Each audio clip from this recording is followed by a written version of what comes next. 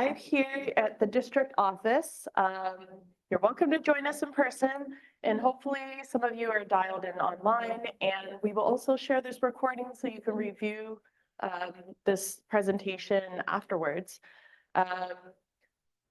We will cover a few things in the agenda today, or we have three sections in this public forum event. First, we'll start with some basic introductions. Who are we? What are we doing here?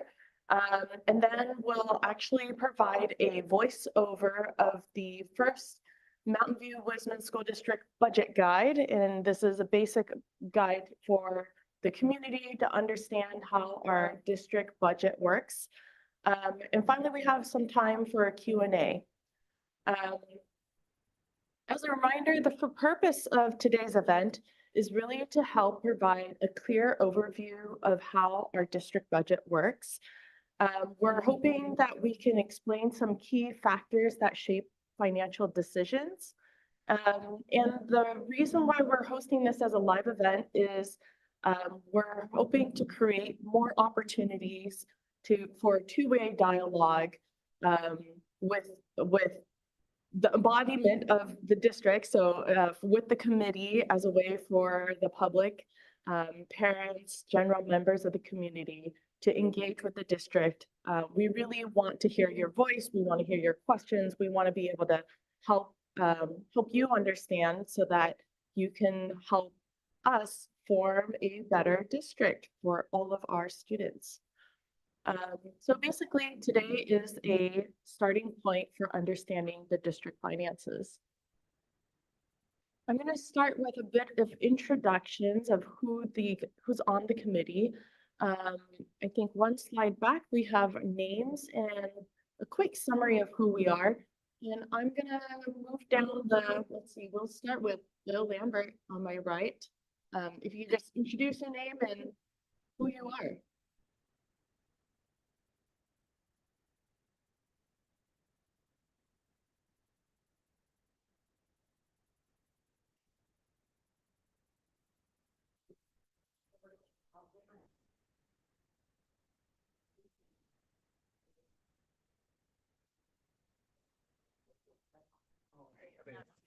Okay, my name is Bill Lambert. I am one of the 5 trustees and I'm representing the board on this committee. Cool. I'm Vern Taylor. I'm principal at Castro Elementary School. This is my 17th year in the district.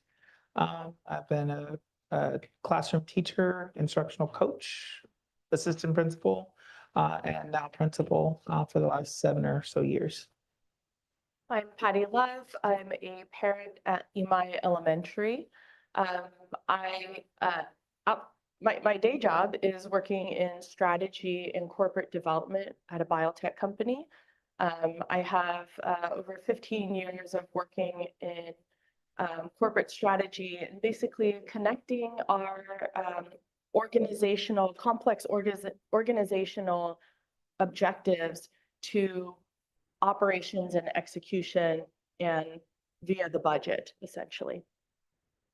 My name is Mark Morrison, and I am a parent in the district of a 7th grader in Graham, and have been a parent of EMI students, and am a huge fan of the district and always love to provide support and input, and this felt like a meaningful way to do it. The group has been really interactive and a kind of a dynamic way for me to learn more, share some of my knowledge, my background, similar to Patty, working in tech and doing business development, strategy, sales, marketing. But I've really enjoyed this group and being a part of kind of a diverse organization as the Budget Advisory Committee is, with parents, with district staff, with school staff, with board staff. So really thank everybody. And you all have sent in thanks to us. All of you, thank you for the thanks. It takes more than a village. And fortunately, we've got that here. So thank you to all you all for what you do as well as volunteers in district. Thank you, Mark. My name is Antje Kirschner. I have been in the district as a parent for the last 5, almost 6 years. PTA board member. I have students at Thurkoff and Crittenden. I've been in the community for over 15 years. I love it. Otherwise, I wouldn't be here. I also have worked as a school administrator in a private school for 3 years, and I'm now 6 years going a program manager at the School of Medicine at Stanford. Thank you for having us. So some of the folks who aren't in the room with us right now include Rebecca Cho, who is a parent at Lendell's and also works in corporate finance. Doug Racky is my co-chair. He is a CPA and previously worked as a school district auditor, as well as a charter school controller. Vivek Sharma is a parent at Graham and is an entrepreneur in the education industry.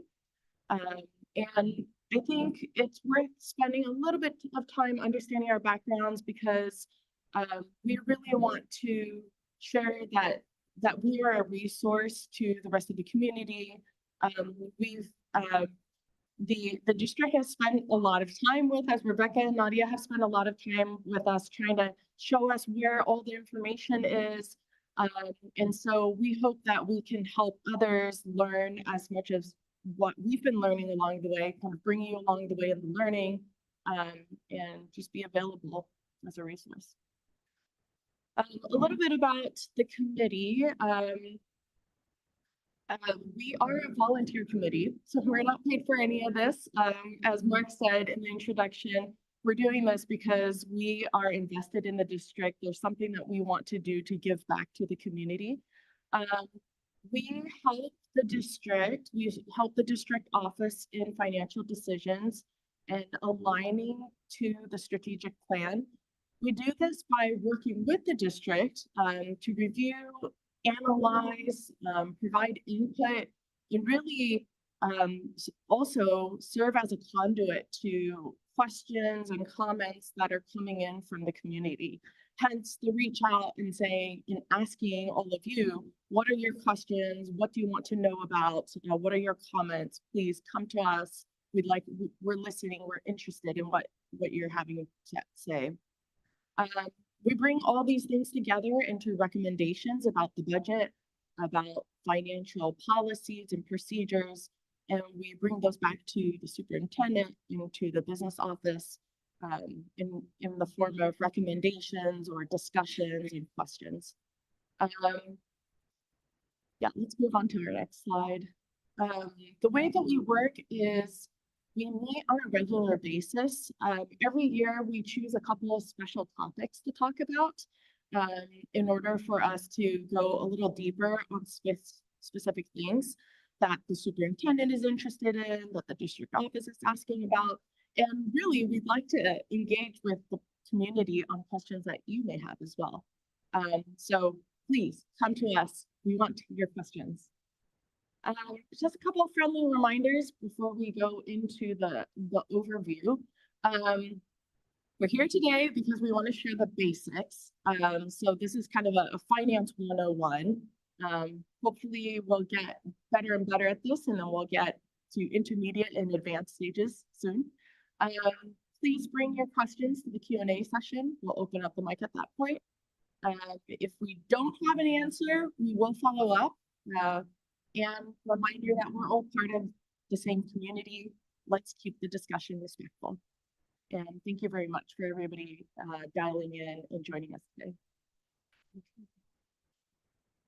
All right, so let's go into the presentation. The purpose of this is really just to provide the voiceover. So we'll leave this primer as a resource online and make it accessible. And hopefully over the years, we will continue to build on this document and improve the depth of knowledge. On slide 11, I think we'd like to, just as a summary of our district, we are kind of a medium-sized district in the state of California. We have 4,600 students, staff of 600, 11 school sites, including 9 elementary school and 2 middle school sites. And that's over 200, that's about 280 classrooms. Our annual budget is $128 million, depending on if you're talking about the revenues or the expenses. We'll talk about that on the next couple of slides. And the work of the district, like the purpose of the district is really to be able to provide the services, the facilities and operations so that our students can learn. So really, this is all about student education. Over 80% of our district resources are dedicated to people and programs that serve students directly. And we'll spend the next couple of slides talking about revenues and expenses for how our district operates. Okay, so let's start with how our district is funded. So in corporate speak, this is revenues, or if for personal finances, this is your income. Our district is funded primarily from local sources. So 90% of the funding comes from local property taxes, and then in other revenues, also from the local community. And only about 10% come from state and federal funding.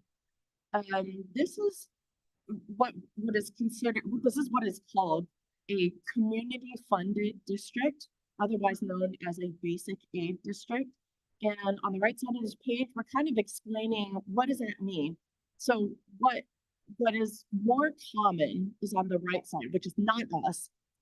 You get more commonly public school districts get a certain amount of funding from the state based on student headcount, based on student participation, attendance rates, and things like that.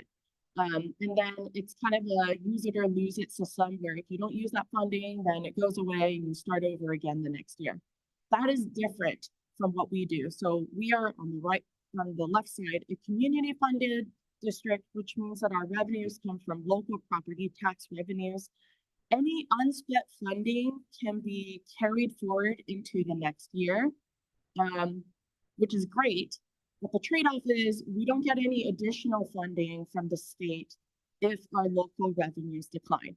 So what's great about this model is that we have a lot of flexibility, and we get to keep the dollars that we don't spend, which helps us navigate through economic cycles.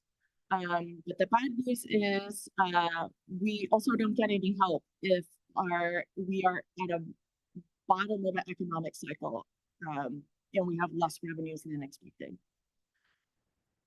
On the next slide, we have expenses. So this is, for me, this is a little bit easier to think about as a consumer or somebody who spends money. This is basically what we spend our this is how we spend our money. It's primarily, so I mentioned before, over 80% goes directly for student services, and that means that big blue bar on the bottom is salary and benefits for teacher and staff. There's also about 24 million for programs and services, including academic enrichment and instructional support. And then finally, there's others in supplies, which really is quite minimal relative to salary and benefits. And those include books and classroom supplies and materials that you would typically think of, things that go into the classroom. On the right side of this page, we've spent a little bit of time breaking down what goes into the salary and benefits bar. And you can see that staffing needs continue to, so you'll see that big bar is primarily consisted of teacher, general ed, instructional aid, salary, and then the breakdown continues on that pie graph. Basically, what we're seeing here is that most of our budget goes to paying for salaries and benefits. Okay, all right. So whenever we talk about budgeting, we look at it over a time horizon. So it's not a snapshot, it is a planning period. In the way that the district budget works is it's over a 3-year planning period. We mostly pay attention to this year because that's what's immediate. but the planning is over a 3-year period. What we're showing on this slide is that the budget, there's 2 lines. There's the revenue line, and then there's the expense line. And what we're showing here when it crisscrosses at the 2024 to 2025 time, it's showing here that our expenditures are projected to be, we're going to end up spending more money than we are getting in this planning period in the next 3 years. This is because the expenses continue to rise, even as, so salaries continue to rise, even as property taxes are flat or not rising as quickly as they were before. This is because we still have state requirements and mandates of services that we need to provide to students. Those are not always fully funded by state or federal resources. So hence we have this situation where our expenses are currently higher than our revenues. When we take a step back and take a look at the different metrics of our financial health, here are a couple of indicators that we've kind of aggregated, centered around, and said, all right, these are important to us. We pay attention to fund reserves. How much money do we have in our savings account, essentially? We pay attention to the operating margin. So revenue minus expenses is your profit, so to speak. So your operating margin. And you typically want that to be as close to 0 as possible for a public school district. We look at AV growth. AV is assessed value, and that's basically the property tax, the growth rate of property tax revenue. So we want AV growth to be as high as possible, because that means that revenue, the property tax revenue coming from property tax is growing. And then the last 2 metrics indicators that we look at are how much we spend per student, how much of the budget is spent on students, that's direct student spending. And then also there's this one called facilities funding, which is a little bit tricky, but essentially it's talking about how much money is being spent on capital infrastructure. So let's say, so capital projects are typically funded through bonds and other special capital reserves. And so we want to know how well are we matching the sources and uses of funding. When you look at the colors across the top here, the red obviously catches your eye. We notice that the operating margin is negative, and we talked about that in the previous slide there. And the reason for that is because we are projecting AD growth less than our expenses growth. So what this says overall is we have strong reserves. We have a strong set of cash in the reserves, but we know that we anticipate that with revenues coming down, revenue growth coming down, that if we don't make any changes, we will continue to have the operating in deficit.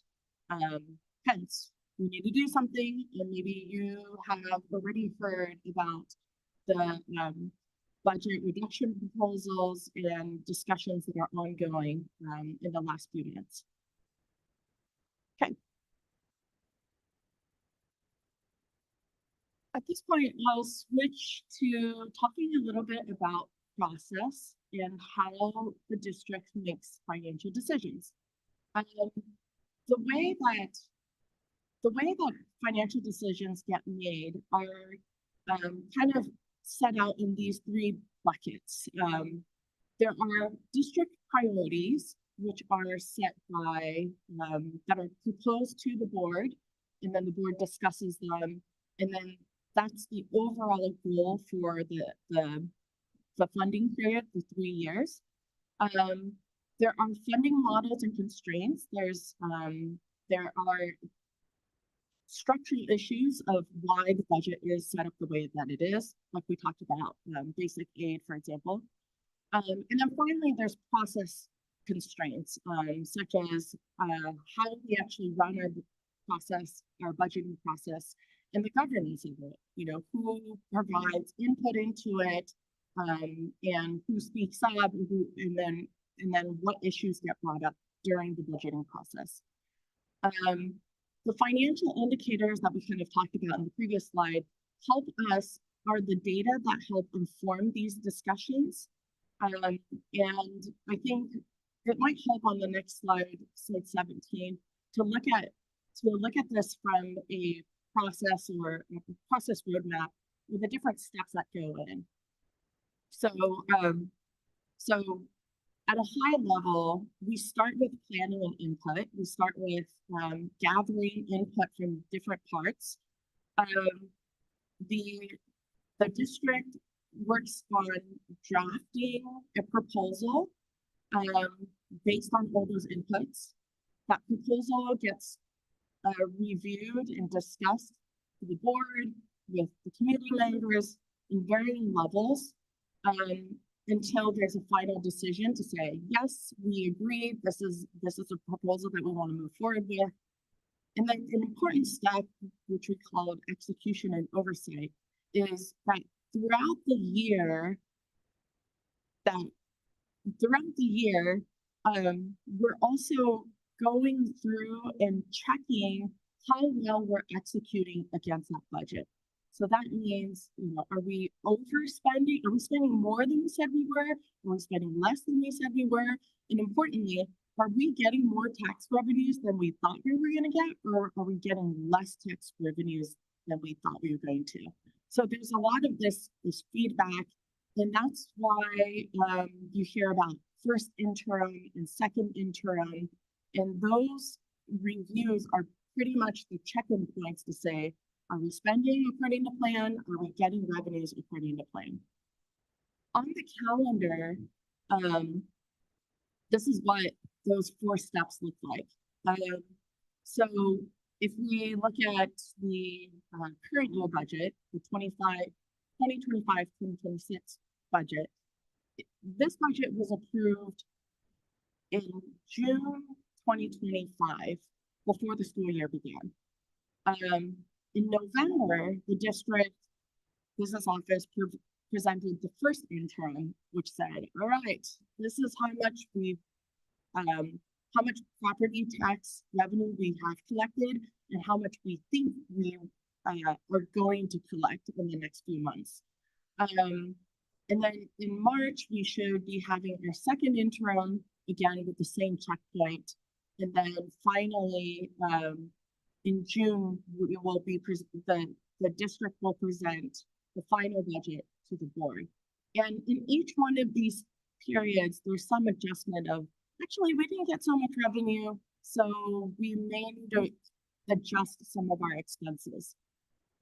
To be honest, there aren't that many categories where you can adjust, but that's anyway, that's maybe the intermediate step of understanding our budgets.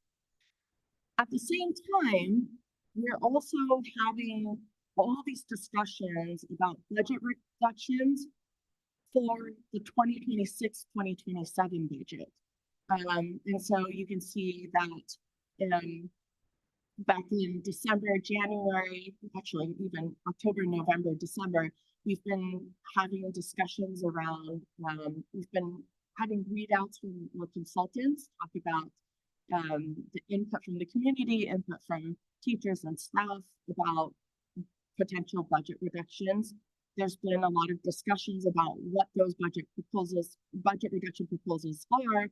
And then, and so the district office is taking those inputs and now drafting the proposed budget for 2026-2027. And then more reviews will happen in sometime May, June.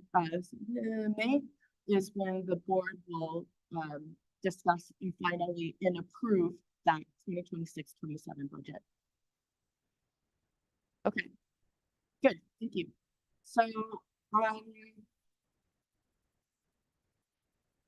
in this slide, we have created a list of ways, we brainstormed different ways for you all to get more involved in the budget process. There's things that you can do during the execution and oversight portion of the current year, such as attending the board meetings, listening to the first interim, second interim reports, asking lots of questions. During the planning and drafting for the next year, same thing. There are public study sessions, there are reports coming at you, and you can even join our budget advisory committee meetings, dial in, send in your questions, listen to them get answered. And then, of course, during the board review and adoption meetings, you can join the public budget hearings, you could attend special board meetings, and provide your input there. Off the process, off the cycle, there's always ways to provide input. We've included email addresses here so that you can contact the Board of Trustees directly or email the BAC directly. Okay, that was a lot. Good job. Thank you. Anybody, is there anything I skipped over or you guys want to highlight before we go into Q&A? People may have noticed numbers a little different because this is a kind of dynamic cycle. So where you see 128 million versus 132, we're trying to capture kind of a living situation here that's changing in real time. So, but please, study everything and we'd love some input to make this better because probably this will start to reach more people. And that's the trigger today. Thank you for being here. We want everybody to know about this. It's something that we didn't know about before. As a parent.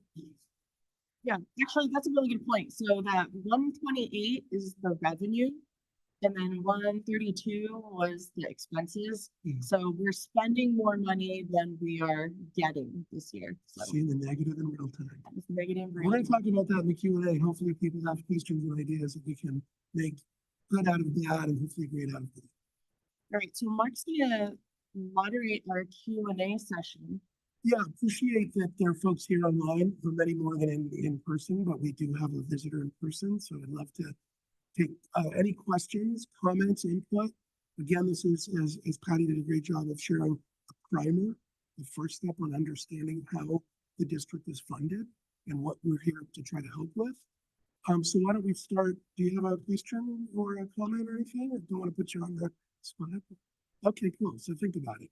For those folks who are online, who are generally like, they can raise their hand and then we can have them come off mute. No, it's not. Sorry, we're trying, if you can't hear us also, type in. We're trying to make sure this is captured in the recording so people can also watch after. Yeah, thank you for the reminder. For those folks who are dialing in online, please raise your hand and we can help you turn on your mic and then ask your question. And while we're waiting for that, because we don't want to make value of this time, we had a little discussion preempting that, we've learned some things, that BAC has learned some things that are important. So, what again, please, in real time, send your questions, comments. We asked ourselves, what are some interesting things that we've learned as parents, as administrators, as board members? So it'd be probably good. We'll just start on the left and go to the right and share some of it. Yeah, absolutely. It's been almost 2 years now that we've been together, and Nadia and Rebecca have helped us a lot understanding this complex financial system. And the one thing that I found really striking was how dependent we are on the macroeconomic situation. So one example that came up in the discussions was the tariffs, for example, that the current administration has applied to many other countries. That has directly impacted domestic companies in our community who laid off people and as a result downsized their capital in this very area, which in turn has obviously decreased our revenue.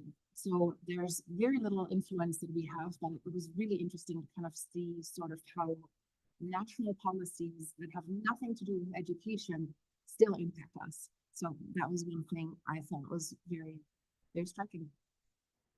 That's interesting.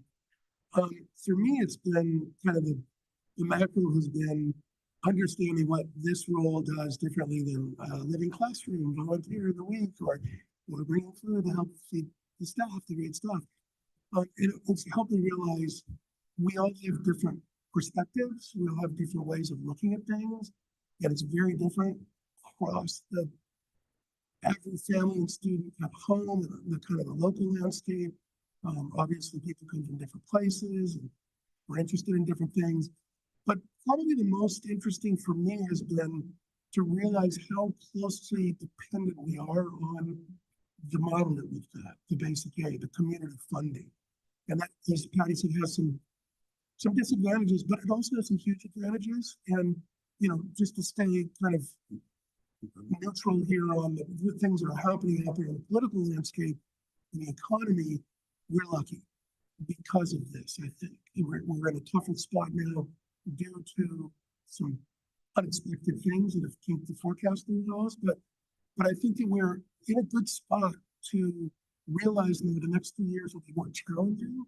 I've learned that if we can, of course, plan for the worst, even better, get ahead of it. And so I've really enjoyed all the support that the district has given us. And it really has taken a lot of time individually from everybody, including people over here who I see all the time, here, there, everywhere. But it's really been an eye-opening experience for me to see how we can, even, as Patty said, make a better community. It's pretty great already, but we can make it better. And that's going to come from folks, a lot of folks who are at home watching this, and other parents, and also students understanding this as well. If your students are old enough to understand it, I think that's good. So I went a little bit longer than I thought, but these are some of the learnings and observations that we have. My biggest learning or biggest surprise maybe is more around the data. I'm a data analyst at heart, and I'm surprised at how every bit of data about the public school district is available to anybody. Anybody who asks for it, you can get whatever data you want. Maybe not surprisingly is how hard it is to read the data. I mean, I love numbers, they add up correctly and everything, but it is really hard to understand the systems, and that's why we really rely on the business office to really help us understand and pull the data that we need. And along with that is that kind of like structural data structure constraints, is that there's a lot of nuances in how you match the sources and uses of funding when it comes to state and federal funding sources. Like you can't just move money. There's not like full liquidity between buckets of money. And so there's a lot of reasons why we can and cannot do certain things that we want to do that normally in private citizen life we would like to do. And it all has to do with how the public school district system finances are structured. So that's been a learning to me. So full disclosure, I'm not in finance. That's not my background, it's education. And so I think I understood school finance from an educator's perspective. And I think being on the team with these wonderful volunteers who dedicated hours of time to do this. So thank you guys so much for all of this. The questions that you asked have actually helped me understand school financing a little bit better in terms of the types of questions you're asking about why can't it be this way or why is it like this, help understand further, oh, this is why education works differently, or this is why I can use the money in this way and not this other way. So thank you guys for that, because I know generally, but now I know specifically where those buckets of monies are coming from. And then I think the other piece is just taking it back to Mark's point about how the regular economy affects us, is that I was surprised to know that most of our community funding is actually business funding. So like a lot of the AV growth is really due to the businesses versus personal property. And so that's a new learning for me. I think that was in place point. Yeah, absolutely. Yeah.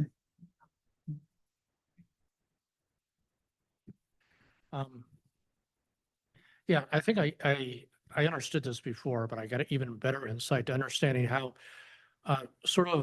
difficult it is to understand school finances. Being a trustee, we're presented with this all of the time, or often, let's say not all the time, and there's a lot of assumptions that we know that the trustees understand the details of this. In reality, I think I recall it took me a few years of being on the board the first time around before I just even began to sort of understand a little of the finances. I also think that what was really valuable as a learning experience for all of us was actually getting the numbers from the district office and then working on them ourselves. It's one thing being presented charts, but when you're actually looking at the data and generating the charts of what happened in the past and what could happen in the future, it really helps to understand in much more detail what the budget looks like, and it enables you to ask much, much better questions. So, I thank everyone for that. We have someone online who has raised their hand. I'm going to ask you to unmute. Hope that works. Yep. Thank you. Hi, this is Nyung. I have a question. So for instance, if something is spent using the bonds money for constructions, does the maintenance then cannot be out of the bonds, right? So like any maintenance costs for those things would be out of the general fund. Is that correct? So I think to answer your question, because you're asking for like the salary of the person, that would come out of salary. I think the bond money is specifically for materials and buildings, and those sort of capital costs. And so any cost of personnel would be out of the general fund of salaries and benefits. Can I ask a clarifying question? Yung? Were you referring to the staff housing bonds? The bonds that were, sorry, I probably need to ask you to unmute again to answer that. Okay, yeah, go ahead. No, I'm talking about like if you were to build something, to plan something, like the maintenance costs of, Then I think you answered the question, correct, yeah. No, I mean like, for instance, if outdoor learning, right? If you're gonna build all these greeneries and everything, then there's cost of more water, more maintenance of, the trees, more staff maintenance, all that. Is that out of general fund then, or is it out of the bond?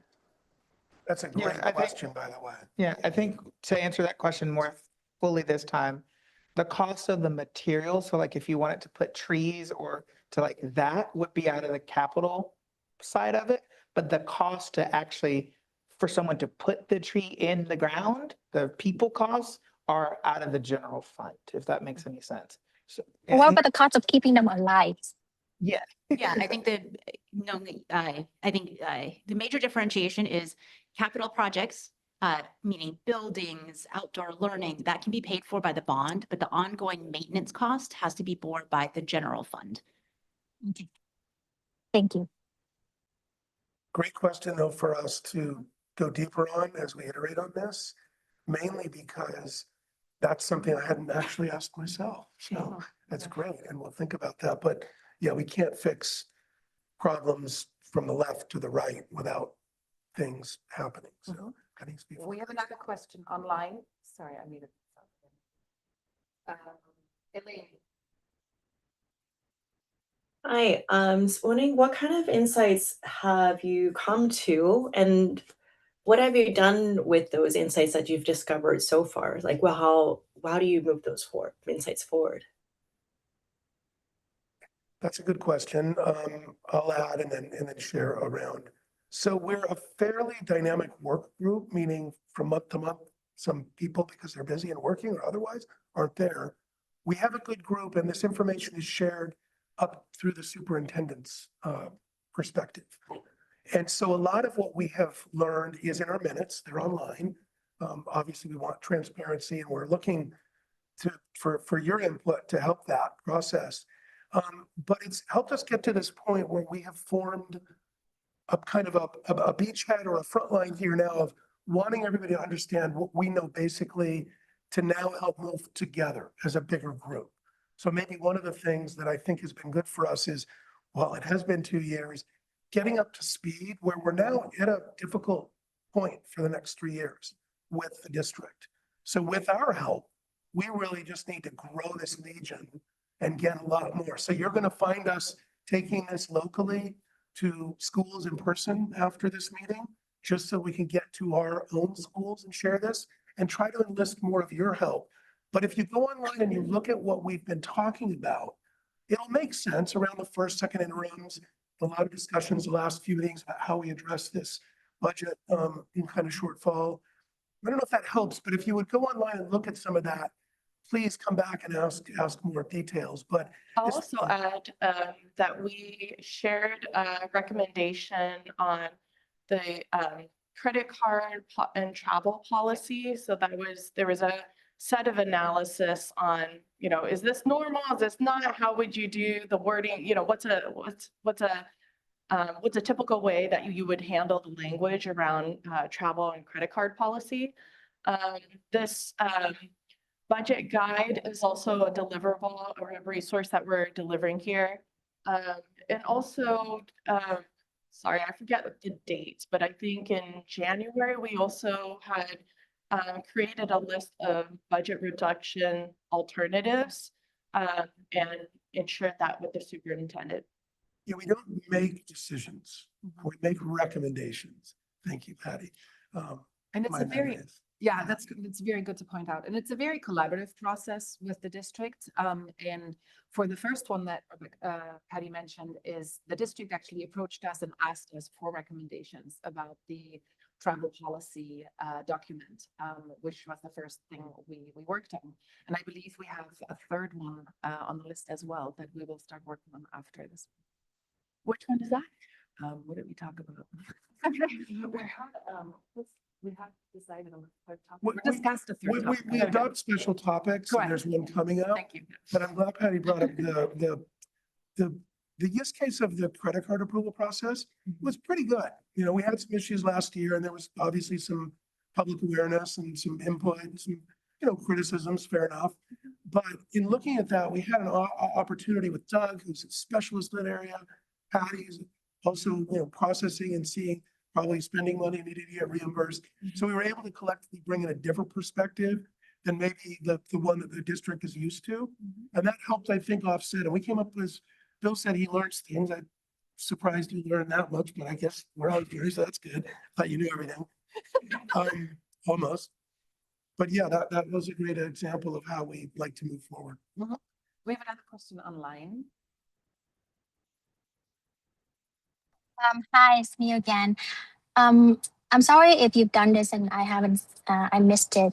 Was there like a trend chart or something that show our district, like what is the cost per head per students, but like and along with that, the amount of students, like the trend of the student populations year over year for like the last 10 years. Do we have something like that? Have you looked into something like that? I Oh, pulled up that's it. the slide that Patty mentioned with regards to the projections of costs and income. Uh-huh. Would you like talking to the Yeah. superintendent? So for student numbers, you're probably thinking Nung, of a board presentation that was done previously this year where we had student numbers, expenditures, revenue. The BAC did not include that in their budget 101. Oh, okay. Yeah, I just wanted to understand, like, have the costs risen, and or has it gone down? Because definitely the student population have gone down, right? So where does that stand? That's all. Thanks. Thank you. That brings up another good point. And by the way, I'm taking some notes here, so we'll, in the next meeting, take a lot of this in. And I think both questions have been good and helpful here on the kind of year over year changes, trends. I'm not sure how much the district has decreased in terms of actual head count, but we're always increasing the needs. And something that's come up quite a bit, that's a theme with us, is understanding that everybody walks a different path as a parent, as an education advocate, as a community member. The district isn't here to do anything other than focus on providing the education. And we're getting into a new period, the world of where things are changing, how things are paid for, the economies, the landscape. So we also have to take that into account. And I think that's where you all become critical to making the good great, to making things better. How do we deal with the decrease in staff that may be needed to handle certain things that technology is great at handling, but we have human quotients here. We don't want to replace the human factor with the technology factor, but that's going to play in positively moving forward. And so many of us here are in technology and have the wherewithal and understanding to help there. That's also something that we probably as a group could find another group to help pilot as a work group to find ways to shift from playing defense on forecast changes to actually adding revenue in other ways. And we can talk about that down the road. And then just the nuance for understanding, because we are community funded, the number of students that we have, we don't get more money based on more students. So if our student population goes down, we actually can spend more on students, which is contrary to how we think about general school funding, because at most schools, the head count determines the amount of money you have, but our pot of money stays the same regardless of the amount of students. And so that's just a subtle nuance with understanding the way community funded schools are funded. Interesting. Both great points, and I wanted to do a plug for the strategic planning that's coming up for the district. Once every and I'd like to encourage the community to also be involved as we go into a strategic planning process. So can I put you on the spot and say a couple more words on that? Really know Okay. exactly what the plans are, but it's been mentioned at board meetings that over the next several months that we will be going through a strategic planning process to address some of these issues, but also to a lot of it is responding to the Arenda report. Yeah, and so the reason why I'm saying this is in my day job, I run strategic planning for a large corporation.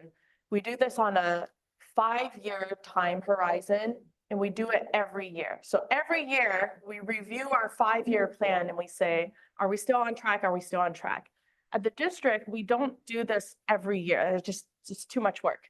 So, but we are doing it this year because there's been a lot of changes to the district. And so this is an opportunity for you to get involved and have your voice heard.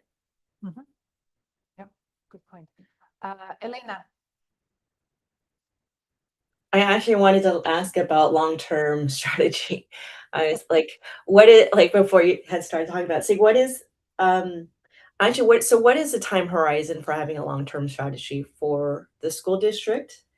And I guess are there ideas or things on how to make it more sustainable?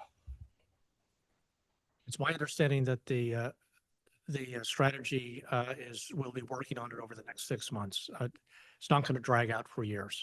We need to address things now.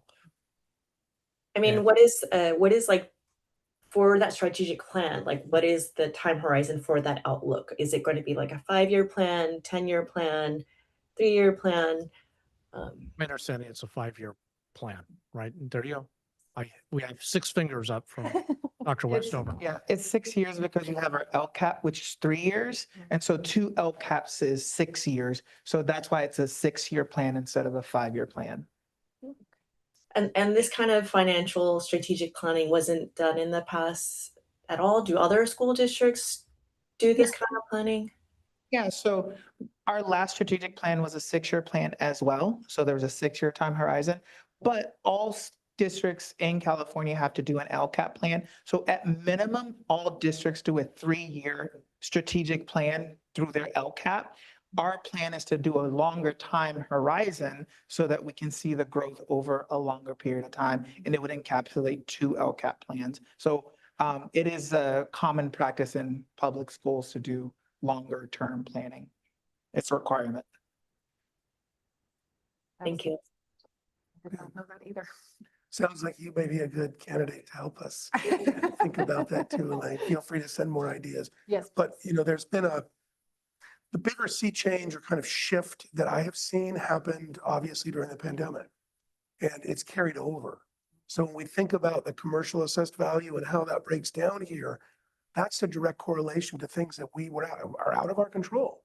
So Elaine's great question is that we probably will now really look at least this group, are we planning for the next step? We're always planning for the next step, but what's the story that's not told down the road?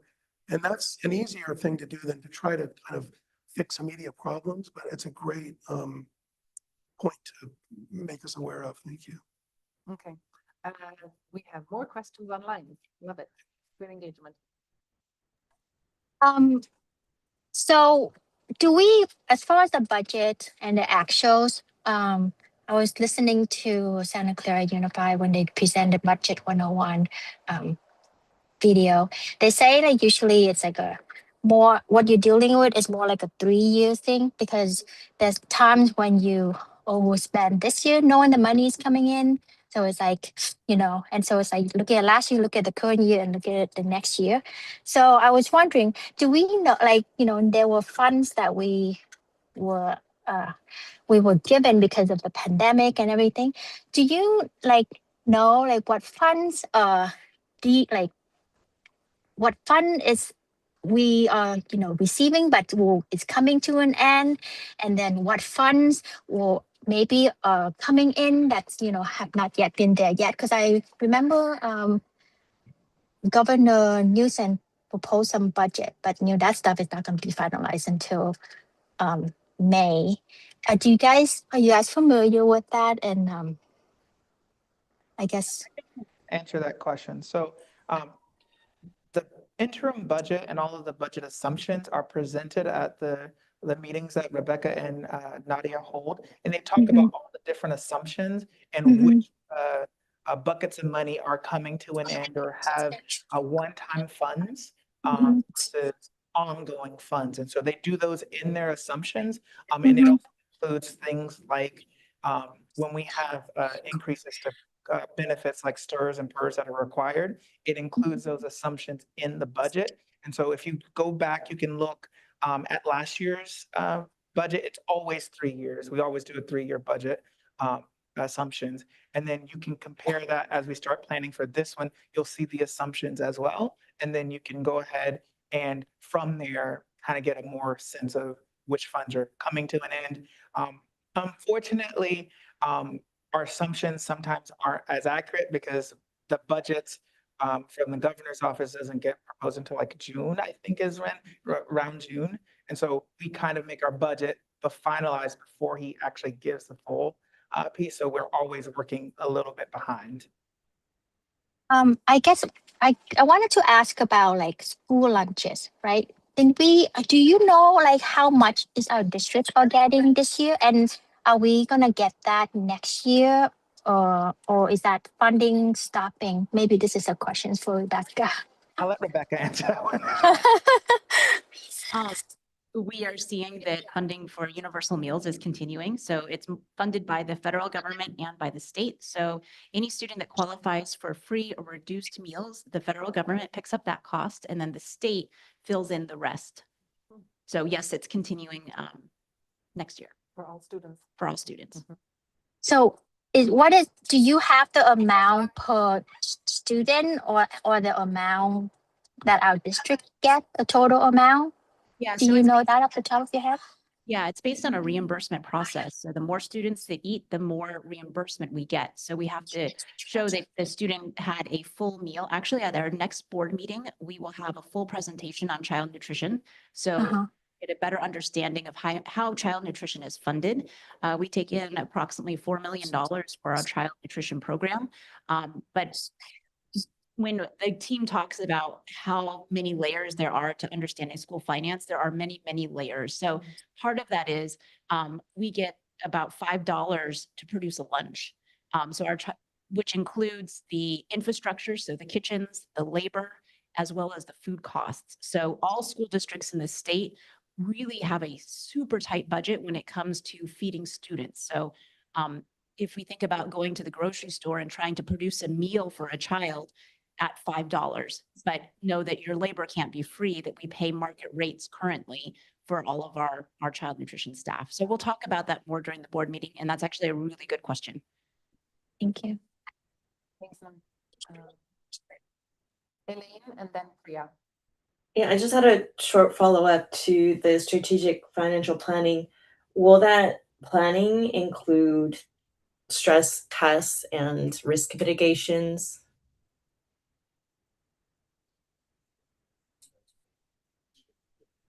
Right. So the strategic plan is strategic planning for the district, but not strategic financial planning. So that's a little bit of a nuance there. The strategic plan was educational outcomes for students. What type of programs do we want to put in place, which then drives our budget, which is different than a strategic financial plan. But Elaine, you kind of hit on something that's just our normal month-to-month focus. So yes, I believe that you're going to find people here and the folks not here in the back thinking about that and processing and synthesizing some models. That's kind of what we do in the other room. And then we poke holes in the cheese, and if we make Swiss cheese, we start again. But yeah, that's a great point. And your questions are so good. I really do encourage you all to share your input on the meals. What do you think about meals? You know, what do you think about the quality? I've spent a lot of time just kind of crossing the cafeteria and watching those folks, especially at Graham nowadays, because we do a monthly feed the staff thing. And I'm just blown away by kind of what I've seen in the past versus what we're able to succeed with here. And it needs to get better. So we do need to always get your input. So thank you.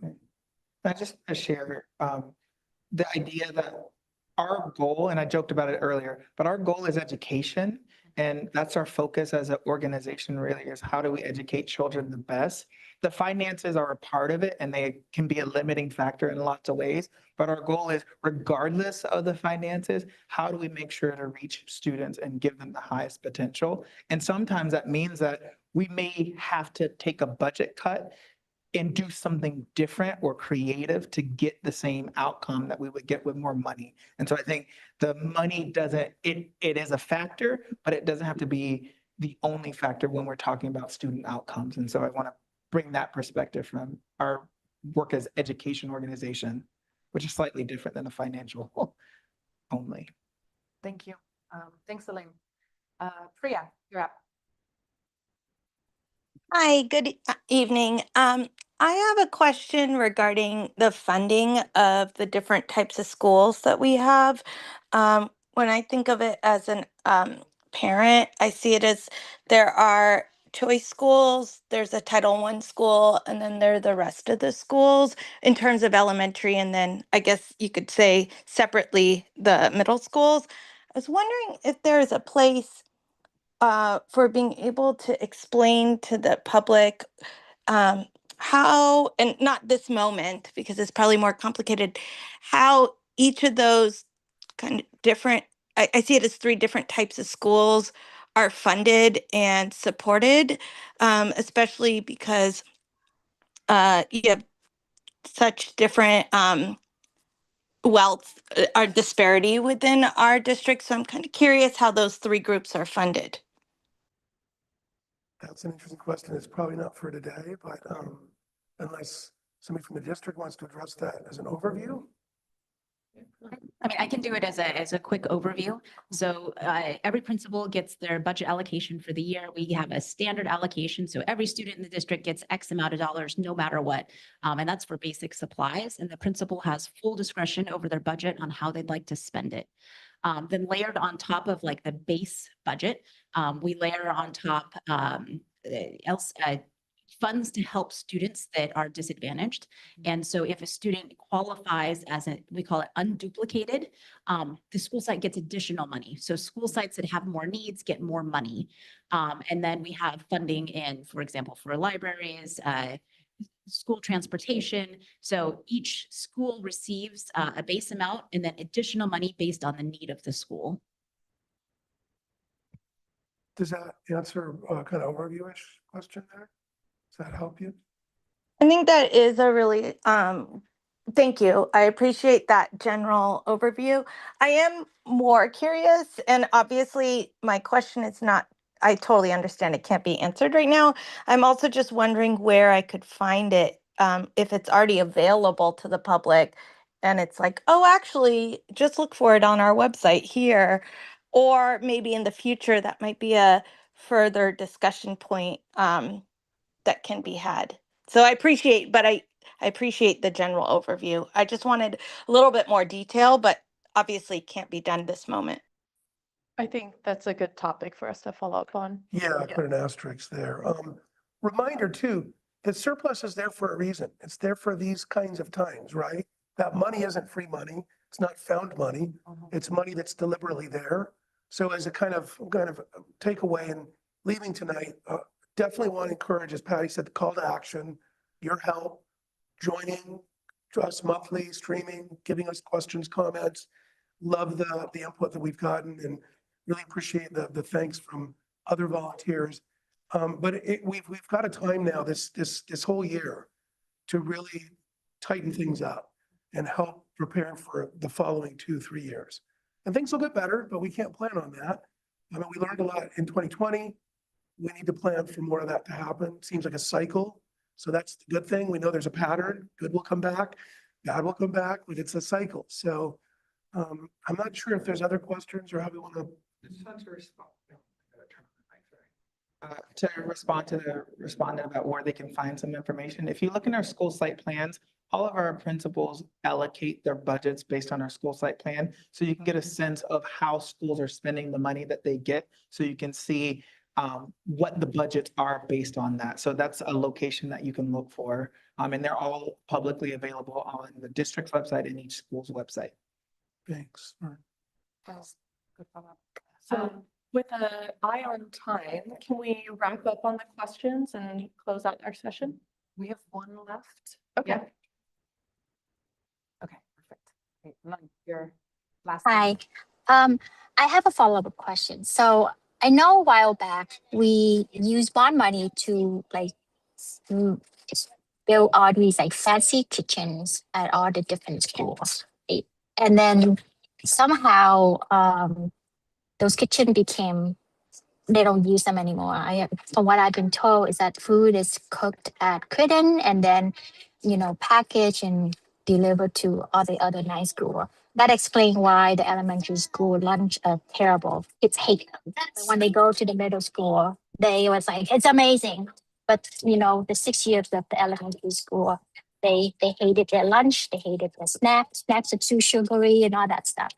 So is that possible for you guys to look into options of like how much would it cost if we were to utilize these amazing facility that we have and and make the lunches or whatever? Because I know like Santa Clara Unified does that. I'm trying to do my research and see how they do it over there, because from what I heard, their lunch program, they actually have a surplus. They actually not at a loss.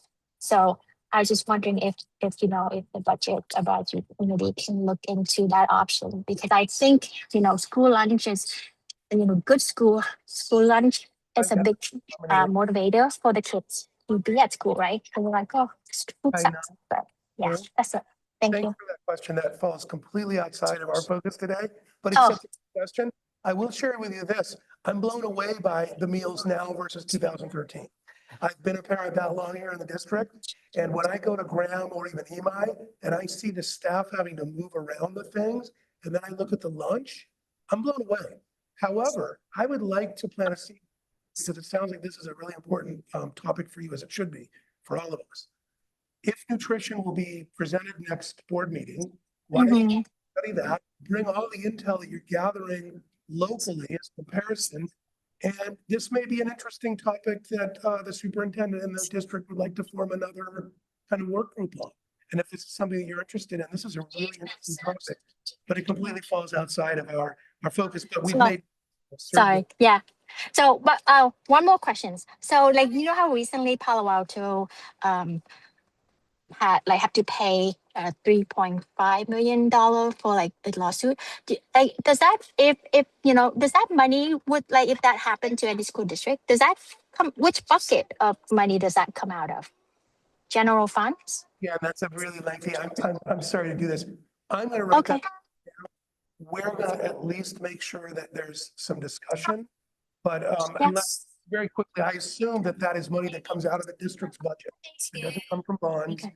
I'll let Rebecca really quick. Depending on the reason for the settlement and if it's covered by insurance, the majority of them are covered by insurance. So if insurance would pay out, in some cases, there are times where it's not covered by insurance, which comes out of the general fund. So the answer is very nuanced, depending on what the situation is. I see. Thank you. Thank you for the clarification. Thank you so much for the questions, everyone. Thanks, everybody, for showing up, and thank you for being here too. Do you have any question while you're here in person? Comment? I know where to email. Okay, great. Thank you. Thank you. And if you have a need for us, we'd be happy to come to your school, do a principal's coffee. I do think you'll see some of us in the coming month or two trying to distribute this more in person. But we really do appreciate everybody who tunes in here because we can tell you care. Thank you.